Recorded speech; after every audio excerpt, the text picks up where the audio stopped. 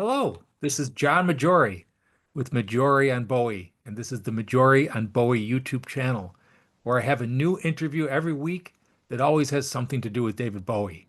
And for daily content, visit the blog www.majorionbowie.com, where I have new content every single day that almost always has something to do with David Bowie. And while you're here, let me remind you to like and subscribe this show so you'll get new episodes without having to remember to go to it. So today I'm really excited to have two very, very special guests, Josh Slifkin and Helena Nichols, who together are the Pittsburgh-based duo Canary. Canary is an independent electronic and alternative project that's been creating music together for several years. They write, perform, and produce their own work, but also they have a tradition of recording a Bowie cover every year. And there's quite a collection of the covers now, and they're all excellent. I discovered the band through a weekly feature I do on the blog called Cover of the Week, where I highlight a new Bowie cover that's been posted over the past 7 days, every week a different cover. And I discovered their really fantastic cover of Fantastic Voyage. Um, that's where I learned about the annual Bowie cover project, and I think you can hear them all on YouTube. There's a playlist that exists on YouTube where you could listen to them like it's an album. And I was saying before we started recording, it'd be terrific if there was a CD of all those covers. I would buy it for sure. But even if you can't buy it, if you could hear it on YouTube, I'm sure you're going to really enjoy listening to these songs. So I thought, I really liked what I heard, but also as we're approaching, as we're recording this, the 10th anniversary of Bowie's passing, I thought it would be interesting to explore how his legacy continues all over the place, and in cities all over the world, and inspiring musicians that are very much adding to the legacy, and taking what Bowie left us and doing something more than what we would have been left with without their creative input. So I really enjoyed listening to what I've heard from Canary and Josh and Helena. Thank you very much. Josh is an educator. Helena is a writer and food journalist, in addition to being musicians. So Canary, thank you very much for joining me today. Thank you, John. Thanks. Nice to be here. Yeah. So before we start talking about Bowie, let's talk a little bit about Canary. What's the origin story? What's the origin story? It's been what, 13 years Yeah, now? I think yeah. 2012. So Yeah. it's been 13 years now. What do you want to say? Oh, we just started working together Yeah. at that point. Oh, I think you had written something Right. and you needed a vocalist. Yeah. But sorry, I'm trying to remember this now. That's what it was. So he had written something and he needed a vocalist, and I'd always enjoyed singing. I took singing lessons pretty much all of my childhood, and I actually went to a performing arts middle school for it. So I was like, sure, I can do it. And How did you know each other? he was you want to go for it? Chatham, so through university, I teach there. Yeah. I was a student. She was a student. Yeah. So afterwards, we just sort of Yeah. got together. But yeah, I was looking for someone to sing, and you were there. Yeah. And I have a horrible past history, in the 80s doing music around Pittsburgh, playing in synth pop bands and stuff like that. And so this is the later life sort of getting back into the swing of things and enjoying it. Yeah. Yeah. So you've existed since 2012 as a band? Yeah. Yep. Yeah. Yeah. And like coincidentally, we actually lived down the street from each other for like 2 decades before meeting each other. Did you know each other, or did it No. just sheer No. coincidence? Yeah. Yeah. Wow. Amazing. Great. It's before I forget, I actually saw Bowie in Pittsburgh in '95. Oh, yeah. Yeah. Missed it. So Oh, you missed it. I missed every show where he was here.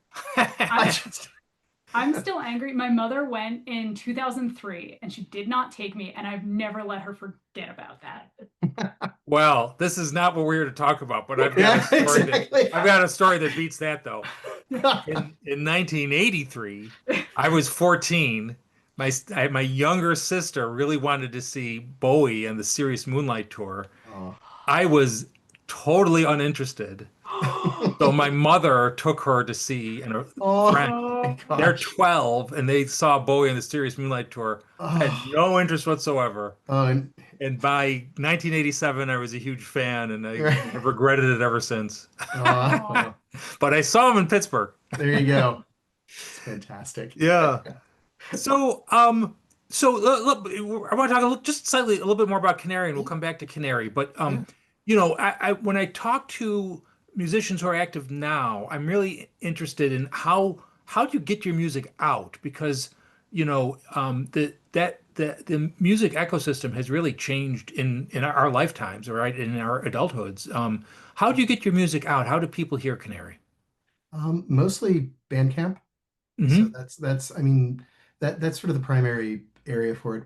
We do release on Apple Music and other things, but primarily I think Bandcamp's the best Yeah. right now. It's for independent artists. It's the How best how place. often do you appear live? Never, never, Never. never. never. We just we have not. I think we played live once in this room. Yeah. Recorded a song that way, but otherwise, I think our lives, careers, family, Yeah, it's just not something we do. Yeah. that's the Wow. mistake. Yeah.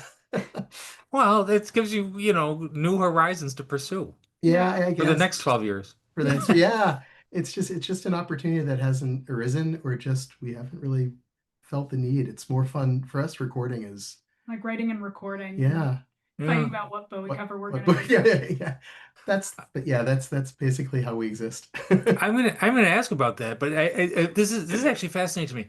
So, when we were younger, there was no band camp, right? Right. And so I would normally ask, do you think that's a good thing? But if this is your primary way of getting your music out, it must be good, right? It's like I, if you were around in the 50s, you'd have to get somebody to you have to pay to cut a record and then get somebody to yeah. Yeah. play it, right?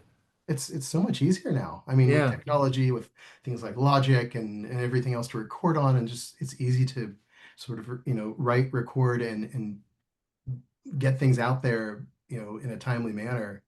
All the middle, the middlemen are all gone now for the most part. And I Yeah. mean, we also come from two different generations, so there's Yeah. a fairly sizable gap Yeah. when we were born. I'm sure you can't tell. But Uh, so like I think like how you grew up and like you Yeah. were in bands and you were producing CDs that way and cassettes. You had Cassettes. cassettes. I'm sorry. Um, and things for my generation, we kind of saw that very rapid evolution from we had tapes, then we had CDs, then we had digital music, and kind of watching as YouTube became a thing, and suddenly like online music and musicians was really more of a viable option. And so I think for me, that was kind of a more natural progression. Like, yes, this is how I listen to a lot of the musicians that I listen to. Whereas for yeah. you, it's kind of like more of a Yeah. evolution. Giant CD collection and Yeah. record collection and stuff like yeah. Yeah. So yeah, I mean, I come from way back when in the '80s. I proudly sent music off to independent record labels when I was a teenager, getting rejection letters from Mute Records and in England, and just realized, it was difficult back then. It wasn't Yeah. this is so much easier, and so it's a lot more fun. Yeah, and well, I mean, I would say it's probably harder to kind of stand out from the crowd. It gives more people an opportunity to be heard. Yeah. And for me, like, I have eclectic taste, so it's nice being able to hear the people who would not have naturally gotten a conventional recording deal. Yeah. Yeah.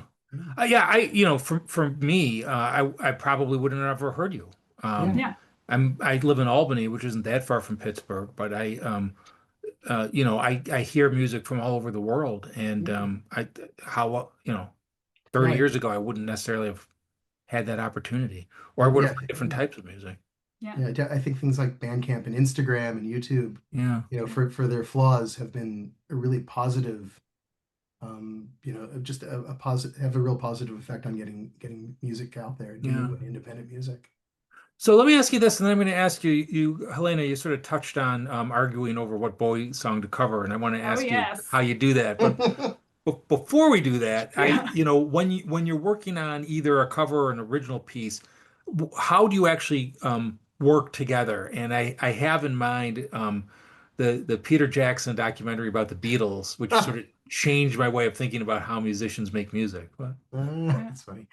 How do we work together? So typically he'll come up with some sort of melody, like a general idea of here's what the song's going to sound like. And he kind of decides it's not necessarily the final version, but he'll play me something that's the length that it's probably going to be with the number of choruses and verses that it's going to have. And then I get to go forth and try and write vocal parts to it and lyrics. And I usually present him with lyrics. He rejects the lyrics. We write new lyrics. And that's kind of the process. yeah, wow. Yeah. And So then we that record that it. Yeah. that sounds like that sort of bleeds right into the when you're having a dispute or you're trying to arrive at it. How does that work? Um, how does it work? Um, I think that the best way to describe it is usually whatever I have in my grand scheme of things in my mind. By the time she puts her vocals over it and does the arrangements, I actually rethink everything, and I I tend to, it's like, wow, that was really great. Now I have to redo all the music because Yeah. everything you came up with changes everything I thought. And Yeah. So, sometimes, because we do a lot with harmonies and various vocal tracks like overlaid, I always joke that we have like 12 vocal tracks on any given song. And I'll be like, oh, well, let me do this harmony. And he'll be like, that's going to sound terrible. And then we'll do it. And he's like, oh, shit. yeah. Like, that's really good. And now we have to redo the whole thing. Right. And it's like, oh, Yeah. yeah. So it's sort of, it's a great process that way. So you alluded to it's not always obvious what Bowie song to do. How do you resolve that? So So for 12 years, I have been trying to get, and we finally did, a song from Labyrinth because I grew up as, a young woman loving Labyrinth. I'm very into fantasy movies. I was very into David Bowie. It's perfect. It's a great film, 10 out of 10, no notes. He hates Labyrinth. He thinks it's a terrible film. And so it started as kind of a joke 12 years ago that I was like, we should do a song from Labyrinth. And then I just decided to run with it. And every year it became a battle where I would just pull different songs from the album. And finally last year he gave in. Yeah. The one rule was no dance magic dance. So which one did you do? as the world falls down, Yeah. which You turned have out really well. So it did. I'm impressed that you have an eclectic series of Bowie songs. They're not all from one era. yeah. Yeah. Yeah, and so I take it you're Bowie fans, otherwise you wouldn't Oh know yeah. all Oh, these yeah. different Oh songs. yes. Yeah. So why Bowie? So why you've done some other covers, but I don't think you do an annual George Harrison cover, Oh, God, no. Yeah. Why just couldn't. Why Bowie?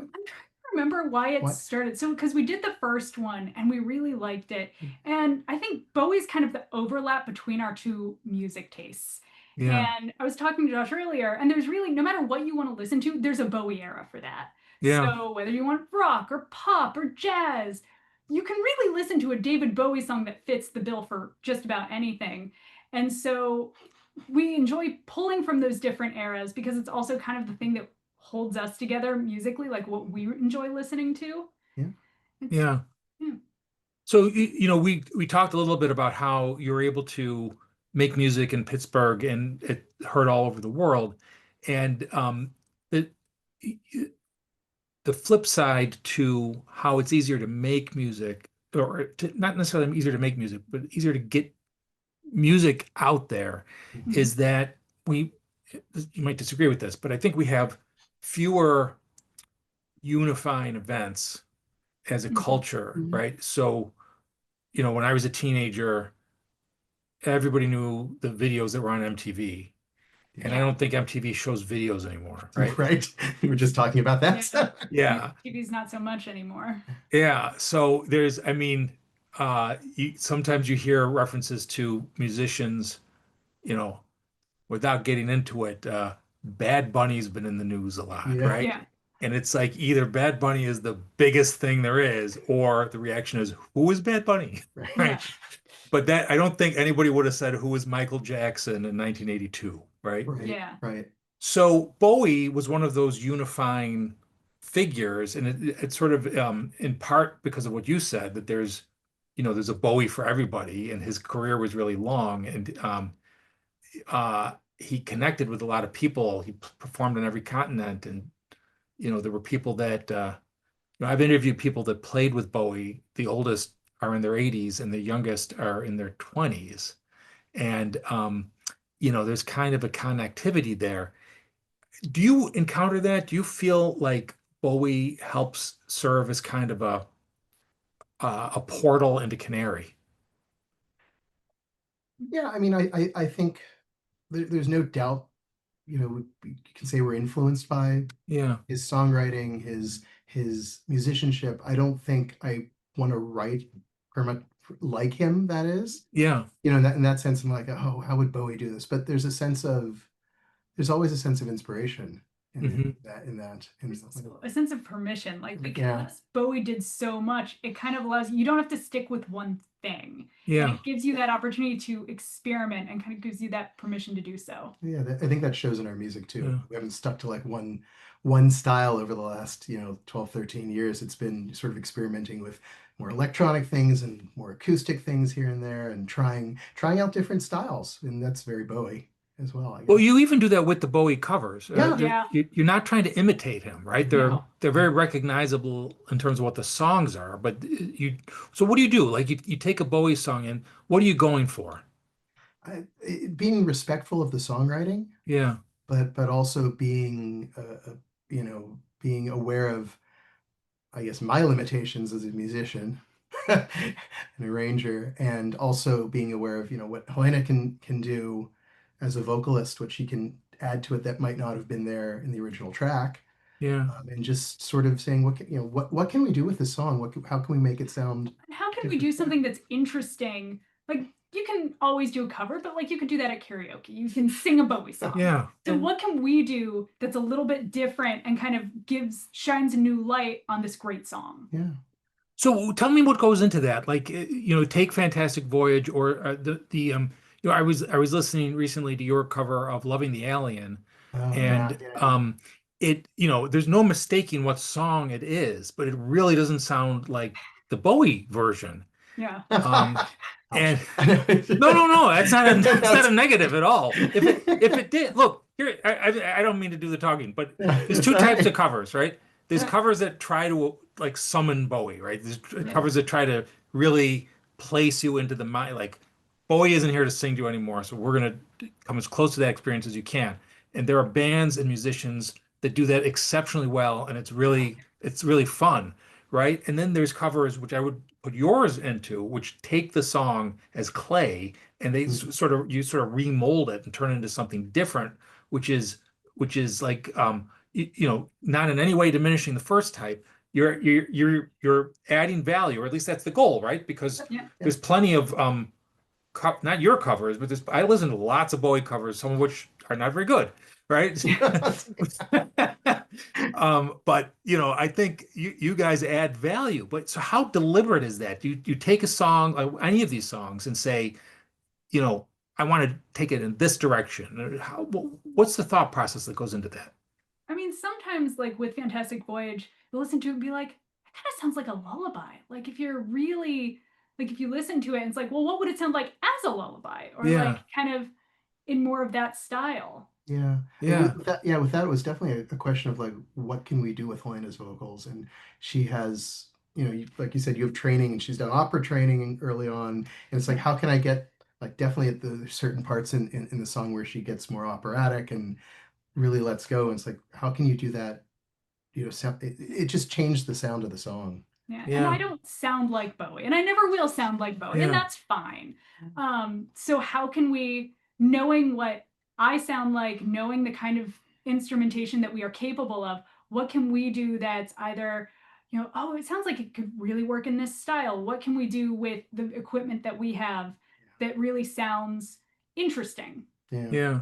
Yeah. I have to say, yeah, I'm sorry. No, I was gonna say with Loving the Alien that you had mentioned earlier, I had really been struck by Jerry Leonard's arrangement of it, from the reality tour. Yeah, And I grew up with the Tonight version, the overproduced but I really love the song. I love the bones of the song, and it was like we did that in like 2020, so it must have been during lockdown. Um, and so it was like, what do we have on hand? And was really listening to it, and just his arrangement stuck, and I wanted to do a version of that arrangement, but obviously, however we could put it together, so it didn't sound exactly like the reality tour version, but it was based on it at least.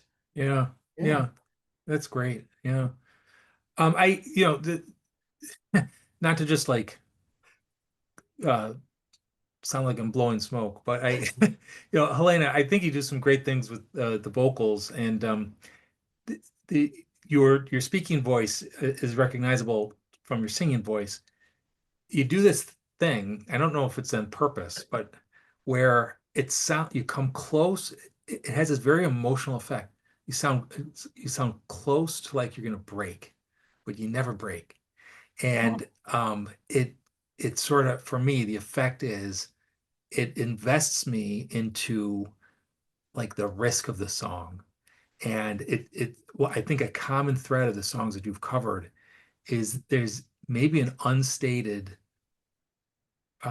risk factor associated with every one of them. And I'm not just talking about the risk of trying to cover Bowie, but I mean thematic to the songs. Fantastic Voyage, there's this underlying threat of like war or something like that. And it's Mm. like anything could break at any time. And Loving the Alien is also it's not about space aliens, right? It's about relations between people that are different, and it sort of gets into Middle East conflicts and everything else. And the casual listener doesn't necessarily recognize that. But I just thought that there's that you establish this, you sort of pull us in and establish this sense of the delicacy of what it is that you're singing. And I just, that's not really a question, it's a comment, but it's something that I like about your covers of these Bowie songs. thank you. So, that's what I like about Canary. Tell me what Canary likes about Bowie and your observation of Bowie, if there's more interest in Bowie now than even like not when he died because Black Star just come out, but a little bit before he died. Do you think that there wasn't as much interest in David Bowie then as there is today? Well, because that would have also been around the time the Lazarus stage production was on. Yeah, So I think there was always interest in Bowie, but I kind of liken it. So we just went to a Gary Newman and Psychedelic Furs concert. yeah, And I'd actually seen the Psychedelic Furs like 15 years ago.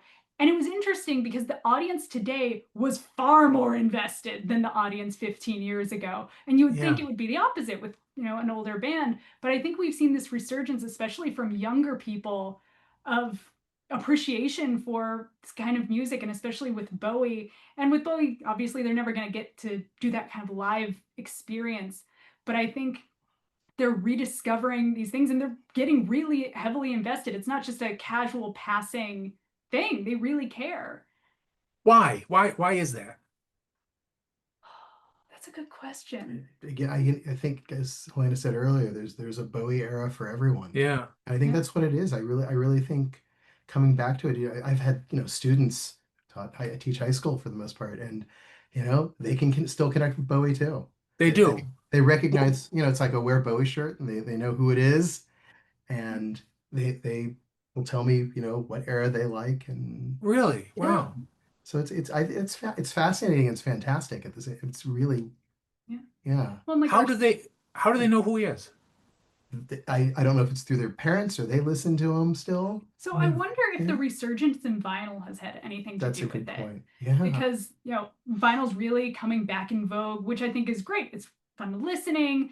And I'm also a very physical media kind of person. I like actually owning things, but especially the younger kids, the teenagers, like your daughter, my stepdaughter, has gotten really into albums. And we've noticed that. And like you go to Barnes and Noble now and Target, and suddenly there's vinyl. You can actually just buy vinyl new again. Yeah. And I think when you do that, we have a couple of local, very like old school record shops that do a lot of vintage stuff. So I wonder if they're finding and discovering things that way. Yeah. Yeah. Wow, that's great. That's terrific. So, um, the something that to me Bowie left us to do is try to figure out what his lyrics mean. Oh, yes. Oh, yeah. And I wanted to ask you, so when you go from listening to Bowie to actually, all right, now it's time to sing Bowie, do you rediscover the lyrics? Do you discover things about them that you didn't know? Yeah, that's been, I mean, at least for me, one of the most fun parts is actually just reading the lyrics because Yeah. you don't sing at first. I literally just read through them and I start noticing things that I didn't notice before. I'm like, oh, this is actually about this. Yeah. Um, and it's been really interesting because I'm someone who I tend to listen to the music and the words kind of just get lost. And so for me, being able to actually sit down and read the lyrics has been really fun. And it also then informs like how you're going to perform it because you now have this new appreciation for like, oh, that's what this song is about. Oh, this is what this part should be doing. Or if I do this with this, it'll give you more of a, it'll put more emphasis on this particular passage. Can you give an example? When we covered Heat, Yeah. from Okay. the next day, which I absolutely love that song, and I think her performance on it is just fantastic. It's Yeah. one of my favorite covers that we've ever done, and I think just the way she interpreted it, just the phrases that are emphasized, how she approached the different things. It wasn't like Bowie. It did not. It sound, the song. Yeah. But her take on it, it's just you can tell she reads she scans the lyrics and sort of like takes it into And her own. in that, And I tell myself I don't know who I am. And I tell myself I don't know who I am. My father in the prison.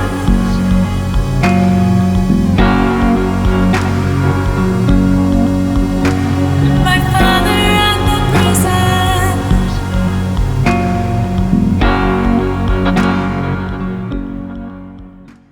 sense, I also sometimes do change the vocal parts a little bit. Yeah, that's true. And so some of it, which I think to a certain extent you can do, like as long as you're following the basis of the song, I will either prolong things, shorten them, or change the pacing a little bit. And some of that is just how I think it sounds with my voice, but some of it is also like, oh, I think with our style, like this would sound really cool if we do this instead. Hmm. And he always fights me on it every single time. So I think yours is the only cover of Heat that I've ever heard. It probably is. Yeah.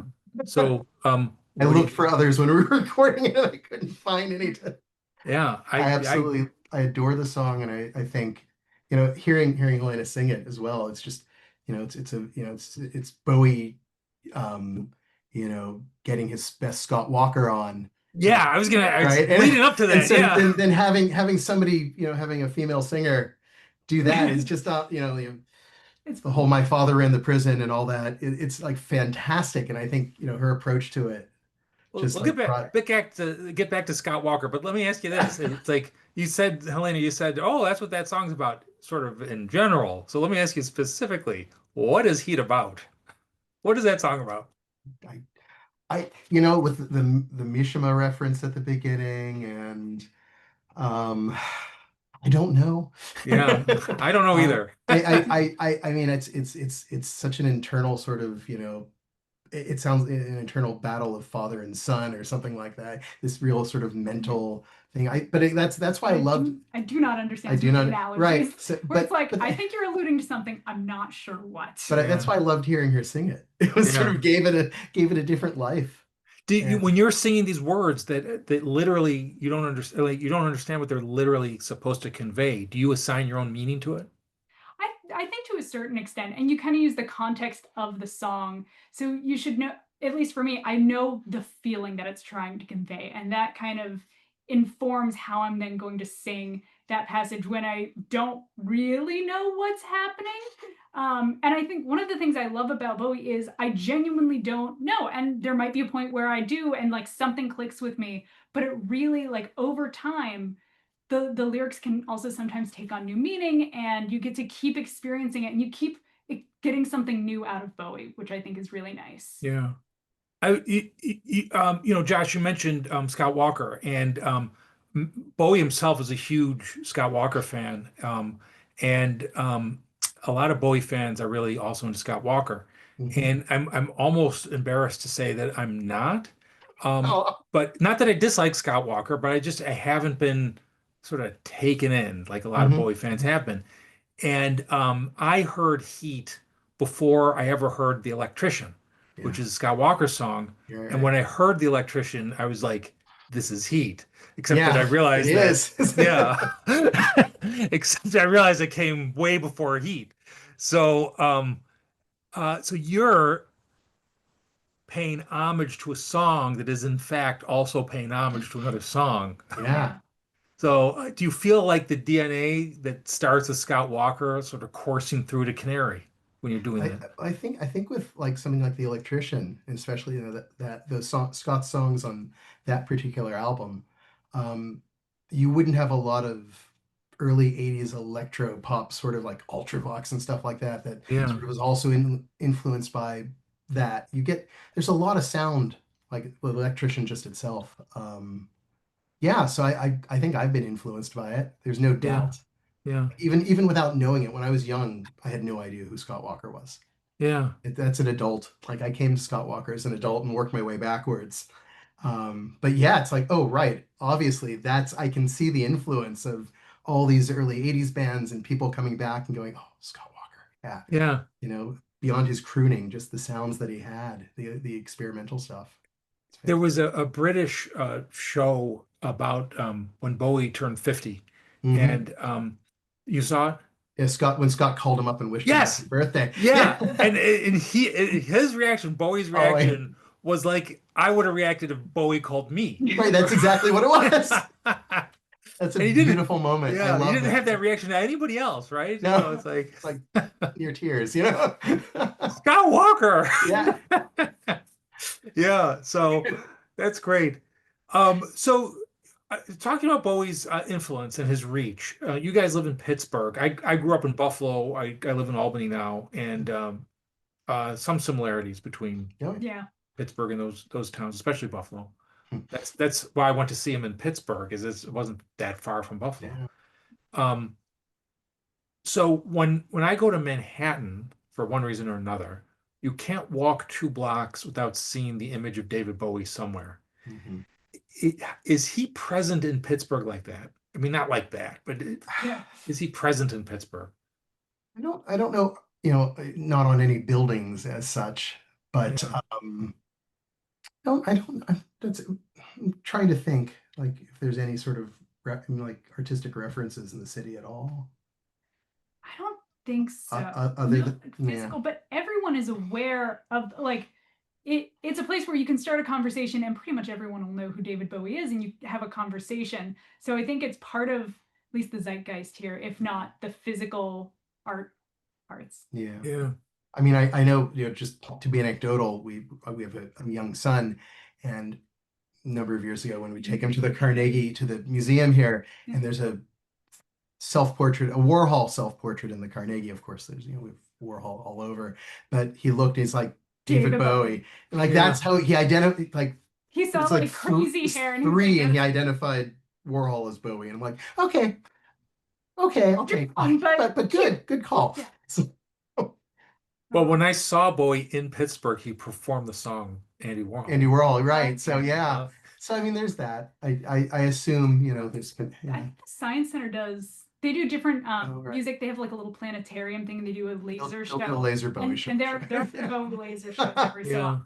That still Those are Yeah. happens. fun. That still happens. Yeah, and like our son, he was a little older this time. He was what 4 or 5, and we went to a record shop, one of the ones that we go to in Millvale, and they have a lot of used records. And he walked in, and they think it's so cute that there's this like little 5, 6 year old boy like walking around doing all the things, and they're like, "Oh, do you want this?" And they show him a kid's like an Alvin and the Chipmunks thing, and he goes, "No, I want David Bowie." He walked out. He walked out with a free copy of Ziggy Stardust. He So did. I mean, That's excellent. that is Used to him. that's where we're at. So Yeah. Wow, that's terrific. So that also bodes well for the future. yeah, Yes. exactly. Yeah. You got to help any way we can. I think, it's there's a topic I sort of wanted to explore, and I wasn't planning to ask you about it, but if your 5-year old is interested in David Bowie now, Yeah. he, he said he was a boy, Yeah. Yeah. but he will likely live well into the 22nd century, Yeah. right? Yeah. And I was struck when I saw the original Phantom of the Opera is 100 years old this year. Hmm. Yeah. And what it means 100 years ago means something different than it did, even say 20 years ago, because you could look and you could hear artifacts from 100 years ago. Hmm. And why am I saying this? Because, 100 years from now, there's at least going to be the option to see HD David Bowie, right? And to listen Yeah. to clear David Bowie. And you couldn't do that from an artist from 120 years ago. And and we've been talking about the legacy of David Bowie. Do you think it's going to last that long? Do you think, he's one of the artifacts from our lifetime that will carry on like Shakespeare, like Mozart? I think so. This is actually something that I've contemplated fairly often. It's like, oh, what is it going to look like? I'm also very into science fiction, so like it's one of those like what if things that I think about. What is it going to look like in, say, the year 2100? And there's going to be more, hopefully, physical artifacts. And I think one of the nice things about like we've kind of circled back to the vinyl and back to having physical media is things will keep surviving, and you're not just gonna like lose everything to a digital era. Yeah. And I think people are seeing the value of that physical media. And I mean, with Bowie, he had such an influence, and he's one of those few artists that I like it, my husband likes it, my parents like everyone, there's at least a song of Bowie's that you really enjoy. And while obviously not everyone can endure, not everyone's going to be um, Mozart or Beethoven, I think of it similarly as how I think of like J.R.R. Tolkien and Lord of the Rings. Like, Hmm. who would have known then that that was kind of a pinnacle piece of work that is still being read consistently today? And at this point, we are verging on 100 years, if not more, of Tolkien-esque pieces. Yeah. So I kind of see them as similar in that respect. Well, I mean, that's a good example because that lives on. Lord of the Rings lives on, and there's a lot that was published at that time that really doesn't. Mhm. And even musicians that came out of the 60s who were big, many that were big at the time are almost forgotten now. Mhm. I was thinking about when I was a little bit younger, you would think of a band like The Doors in the same conversation as the Beatles and Rolling Hmm. Stones. And I just, maybe it's just me, but I don't encounter The Doors as much anymore. I'm not sure that those students of yours would necessarily know who Jim Morrison is. Right? I mean, is that fair, or do you think that I'm just No, hanging out I at the think wrong places? no, I think that's completely fair. I think that's sort of there's some touchstones that just continue. Yeah, I feel the same way that Bowie's one of those touchstones in culture that people will just come back to because it means something to different people. His work means something, whether yeah, and it's not just the music. He worked in different kinds of media. yeah, His painting, his film, you know, his effect on the internet. right, BowieNet was one of the first, artist run web services in the 90s, and yeah, that just he had such an influence on different parts of culture that people will continue to come back to it. yeah. Well, I'm not the first person to observe. He was a concept artist. Yeah. Yeah, Yeah. right? I mean, you mentioned Ziggy Stardust. If Yeah. Ziggy Stardust was an album that had just like the picture of his face on it and he performed the songs wearing jeans and a t-shirt, they would still be the same songs, but I don't think there'd be all the mythology and the context around what they were. I mean, it might not even be recognized as a concept album, Hmm. right? And that sort of gets to the way he died, right? And he died and in concert with putting out his last great album, About Black dying. about dying. Yeah. Yeah. And how, like this second to last question for you guys, or maybe no, not second last. I got two more. Do you think that, the way he exited, um, has meaningfully affected the way we think of him today and why we remember him and the continued fascination with Bowie. Oh, I think so. I mean, he died what 2 days after his birthday, Mm. after the album was released. Yeah. As you said, he almost like his death is almost part of the concept album. Yeah. And he was doing a lot, and I think because it was so sudden for us as viewers, because we did not know what was going on behind the curtain. We were just like, new David Bowie album, this is gonna be Yes. great. Yes. And it's such a good album. I love that album. But I think because it was so sudden, and I don't know how much other people remember, but 2016 was kind of like every celebrity died that year. Yes. Big celebrity death, and he Yeah. was like the first one. Yeah. And I feel like after that there was kind of this onslaught. So he almost like started that as well, which is kind of morbid, but I think people remember it because it was like such a poignant time. Yeah. Yeah. Wow. So what's next for you guys? Do you know the next Bowie song you're gonna cover? Do we? I do, but I know. Yeah, we have made a decision. I have made a decision, so I've started working on it. We have started kind of in every other year someone gets to pull rank. My choice. It's because I did get my Lapland cover got your last year. Do you want to make the announcement in front of this global audience? If I think, if I have my way and I get through with this, we're covering Lazarus. We're covering Lazarus. Lazarus, great. Yeah. I was certain you were going to say the Laughing Gnome. God, no, that'll be the year after. But, right, yeah. So Anthony Newley, but yeah, I think this being the 10th year, sort of 10-year anniversary, and been listening to Black Star a lot, and it was just a song that I think we can approach stylistically. Yeah. Again, and there's so much you can do with it, and that's part of what I really love about Bowie is it is so interpretationable.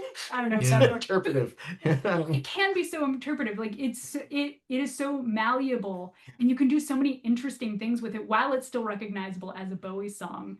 And I think Lazarus is one of those great examples where you just listen to it and you're like, I think we could do something with this. What if we did this instead? Yeah. Yeah. Yeah. Working on arrangements and sort of what we'll be able to do with that. So yeah, that'll be our January fun. Yeah. Excellent. I'm looking forward to it. Thank you. And you alluded to it, but where can people hear Canary? Bandcamp, Yeah. YouTube, Yeah. Apple Music. Yeah. Everything's available on Bandcamp on the Bandcamp site, and all of our original stuff is there. Covers are all on SoundCloud. So all of the Bowie stuff we've done, also 3 Derudy column covers that we've done as well. Big fan of Vinny Riley. So all the audio is on SoundCloud. The original stuff is all on Bandcamp as well. Yeah, great. I will have posted links to some of the YouTube videos, and you make videos, right? They're not just audio recordings on YouTube. Yeah. The videos that are worth actually watching. So Well, I'll thank have posted some of those on the blog leading up to the posting of this interview. So you. Appreciate it. everyone's going to want to listen. If you haven't heard Canary, you're going to want to. And I'll link to your YouTube channel in the show description, and take a look at the blog the last couple of days. I'll have put up some Canary Bowie covers. So thank you guys. This has been really Thank you, John. terrific. And thank you for the music, most importantly. Thank you so much for talking. It's been a Yeah. pleasure. Please let's stay in touch. Any last thoughts? Just really appreciate what you're doing to keep his legacy alive. Your interviews are fantastic. I'm in the middle of you. Carlos Alomar right now, and I'm blown away by that. So I'm amazed at what you do. So thank you for keeping Bowie's legacy going that way as well. Oh, thank you very much. Wonderful. Thank you. All right. Well, let's stay in touch. Definitely. Thank you. Okay. Have a great day. Thank you. Bye.